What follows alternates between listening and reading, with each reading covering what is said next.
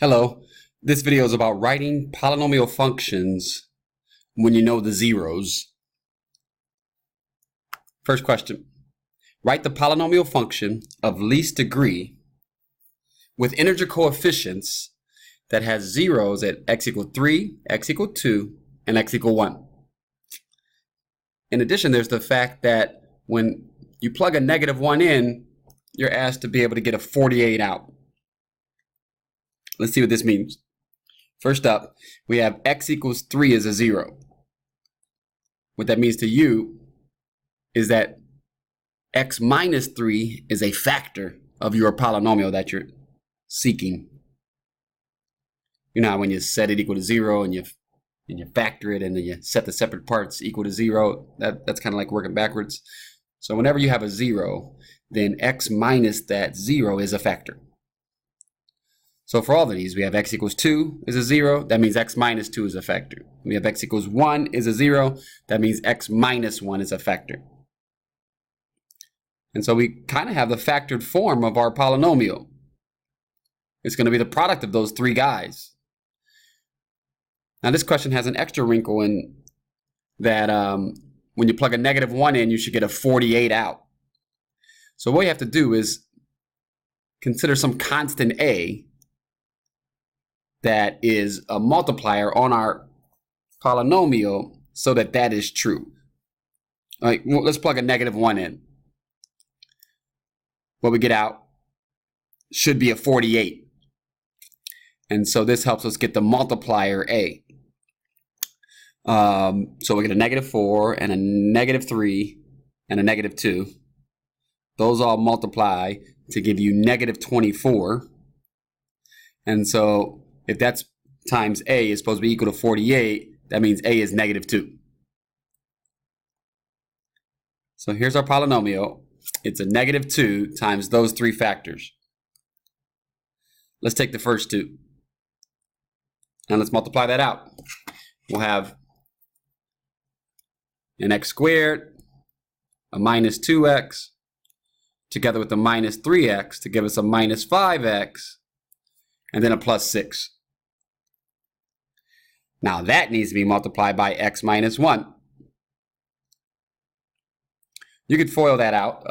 The way I have the trinomial written first, I want to show you how to do it. I've learned from my students. You can set up you can break this up into little smaller multiplications by setting up a multiplication table where you write the trinomial either as rows or columns and the binomial as the other. And what it does is it breaks apart your 6 different products that you're going to have. Anytime a row and a column cross, you'll multiply. If you have x squared times x, that's x cubed. X squared times -1, that's -x squared. -5x times x, that's -5x squared. -5x times -1 is a 5x. 6 times x. And finally a -6. I have them color-coded here because you're going to combine the like terms. And so the x squares are in green, the x's are in red, the cube is in blue, and the constant term is in black. We'll put it all together. We have an x cubed minus 6 of the x squares plus 11 of the x's minus 6. Don't forget that -2 is on the outside. Now we could leave it like that, or we could distribute the -2 in. So we'll double everybody and change the signs, giving us the final answer of a -2x cubed, a positive 12x squared, a -22x, and a positive 12. That's the polynomial that we were looking for. That's the answer to the question. Okay, pretty straightforward. Let's see another example with might be a little bit more tricky. This time, the polynomial has zeros at x equal -1, x equal -1/2, and x equal 2. And there's the extra condition that when you plug a 1 in, you should get a -3. The fact that x equals -1 is a 0, that means that x plus 1 is a factor. It's like x minus a -1. You know, if you're trying to factor the thing and you set it equal to 0, then solving x plus 1 equals 0 gives you that x is -1. So basically you put the opposite sign in there. If x equals -1/2 is a 0, then first you would think of it as like x plus 1/2. But in order to avoid the fractions, we can double that and have it as 2x plus a 1. Okay. And then x equals 2 is a 0. That's just the fact that x minus 2 is a factor. So we have all the factors. Now we're going to multiply it out. And remember to keep that a outside. Okay. All right, great. So now we're going to multiply out the first two. Oh, no, we're going to plug a 1 in, sorry. And we should get a negative 3 out. Put a 1 in, so we have a 2, a 3, and a negative 1. That multiplies to be negative 6. So negative 6a is negative 3, meaning that a is a half. Now this called for integer coefficients, but the fact that a is a half might foul that all up. But we'll just keep that half outside. Take the first two parts, FOIL them out. We'll get the 2x squared. The x and the 2x combining to be 3x. And then the 1. And now we have to multiply that trinomial by the binomial. Let's try this cell method again, where we rows and columns and make a little spreadsheet. And we're going to cross whenever they cross, we're going to multiply. So we get 2x cubed minus 4x squared, a 3x squared, minus 6x, an x, and a minus 2. Combining the terms, we have exactly 2x cubed minus the x squared minus the 5x minus the 2. Now that half is out front, so that, that condition that they put on is true. I think that violates the fact that they wanted integer coefficients, but this is the best we can do. At least the polynomial that's in parentheses has integer coefficients. That multiplier wasn't an integer, though. Let's look at another example that has square roots that aren't perfect squares. So if x equals 0 is a 0, x equals negative 4 is a 0, x equals 2 rad 2 is a 0, and x equals negative 2 rad 2. Okay. Now x equals 0 is a 0.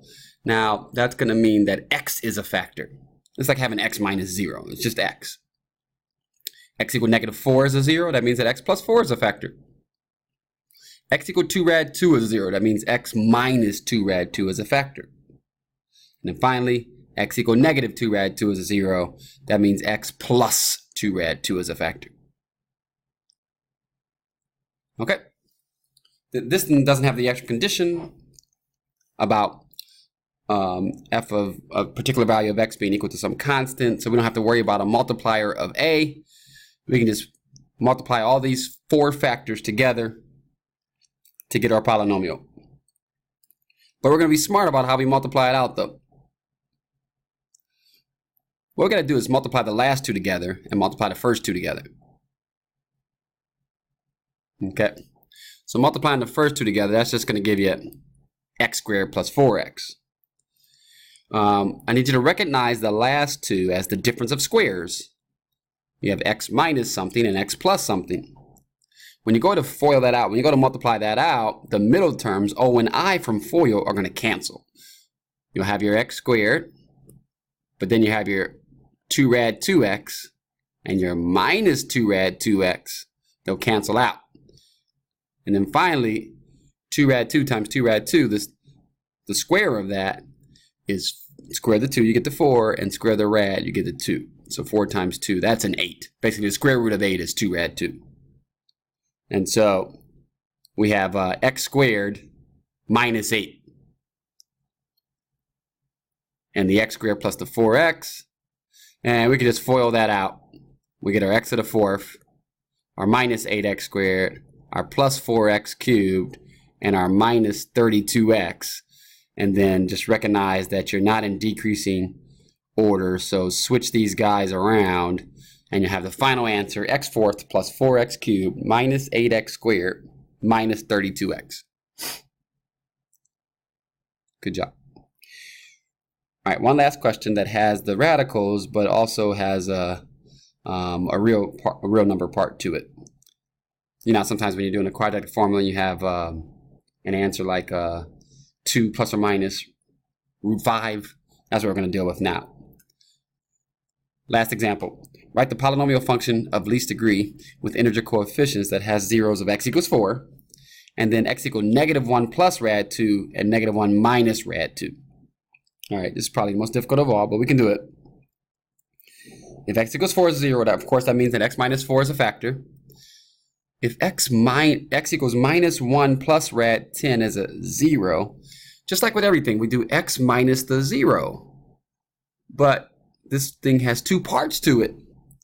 So we can distribute across and have it as x plus 1 minus the square root of 10. Same thing with the other guy.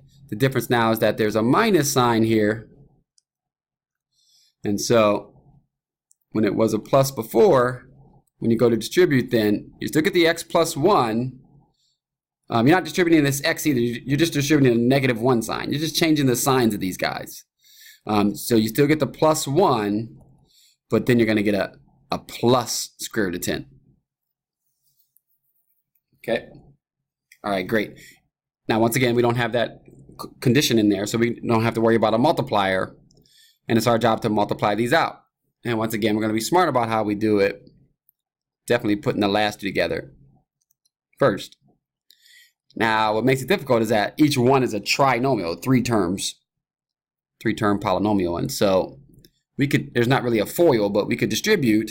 It's better just to go with that tabular method, that creating that spreadsheet-looking object, and whenever a row and a column cross, we're going to multiply.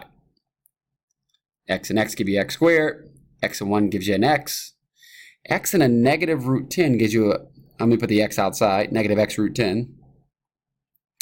X and 1 gives you an x. 1 and 1 gives you a 1. 1 and negative root 10 just gives you negative root 10. Root 10 and x gives you x root 10. Root 10 and 1 give you root 10. And root 10 and a negative root 10 multiply to be, a 10, because the root 10 times root 10 is a 10, but a negative times a positive is a negative. I've color-coded them. The terms that look alike are coded the same color. And what we notice is that all terms with the square root of 10 cancel out. We have the minus root 10 and the plus root 10. We have the minus x root 10 and the plus x root 10. They cancel out. Collecting the terms, we'll have x squared plus the 2x minus the 9.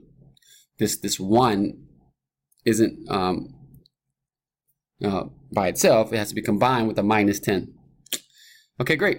So then that needs to be multiplied by the original x minus 4. We definitely could, FOIL this. But while we're at it, let's go ahead and make another spreadsheet looking product here. And we're going to multiply whenever the row and column cross, giving us x cubed, 2x, just x cubed. Oh, sorry, that's a mistake. Just x cubed. That's probably a copy and paste mistake. Sorry about that. X cubed, and then minus 4x squared. We're going to have a 2x squared, a minus 8x, minus 9x, and a plus of 36. Color-coded, put them together, and the answer to the question is x cubed minus 2x squared minus 17x plus 36. Okay, and this ends the video, and we studied the skill of building up the polynomial if you know the roots. Kind of like working backwards, like a Jeopardy question. You have the answer, looking for the question. All right, great, we're done.